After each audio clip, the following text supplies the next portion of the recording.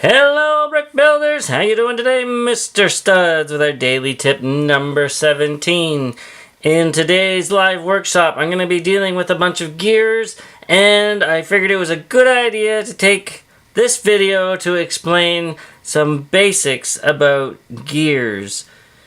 First thing you're going to notice is that these gears have tape on them.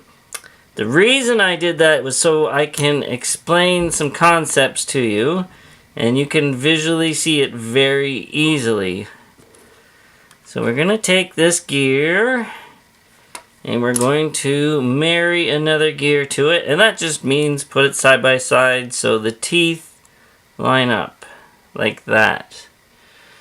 Now, you will notice if I turn this gear, what happens to this gear over here. So I give that a spin, and notice that this gear is turning in the opposite direction.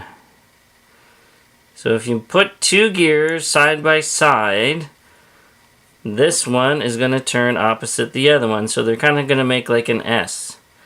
Now if we add another gear of the same size, also, I should mention that these gears, because they're the same size, turn at the same rate, right?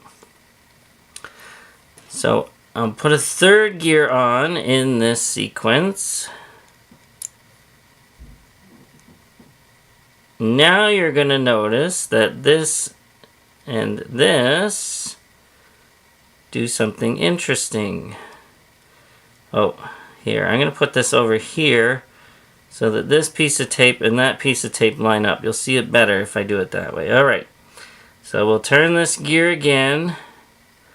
Notice what's happening to this piece of tape.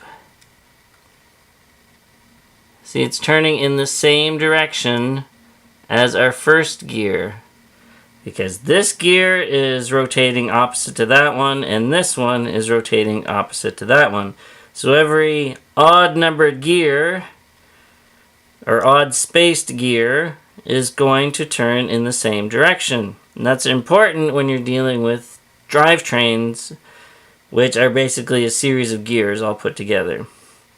Okay, next concept I want to talk about is gearing up and gearing down.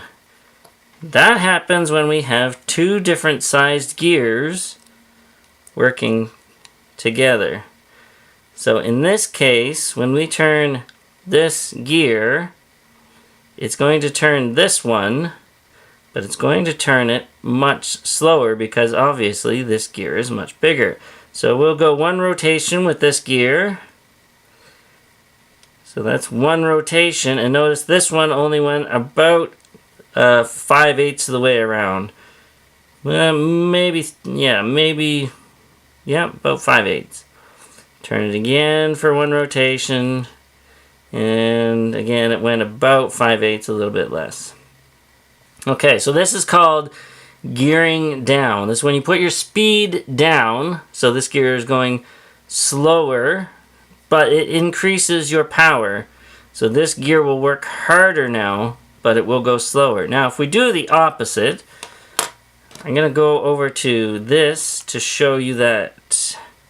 So we'll take this guy here, and we'll put a really big gear on a really small gear so you can see this effect really well. Okay, so we'll line up the tape, and we're going to count the number of revolutions this makes to one revolution of this gear here. So we got 1, 2 and a half. So for every revolution this one turns once, this gear turns 2.5 times. This is called gearing up. So your speed goes up, but your power goes down. So if you have a really, say, a big engine in a car, and you have a small tire, that's just a crude example, but that small tire will produce a lot of speed out of that big engine. Next thing I want to talk about are cams. And cams are incredibly useful. So we'll go back to here. We'll take that first sized gear we were using, put a frictionless pin in, and notice that it is offset from where the axle it comes through, okay? So we'll take this, we're just gonna try to hold that with my fingers very gently, and we're gonna turn this gear, and notice what happens to that lift arm. See, it's going up and down, and it's even going in a side-to-side motion just because of where I have it trapped. So we get an up and down and kind of side-to-side motion out of it. This comes really handy when you want to make things move and twist and turn. So if we take another lift arm, this time we're going to use a bent one, and we're going to see what happens to the end of this when we turn that gear. So turn that gear and notice it starts going forward and back and forward and back.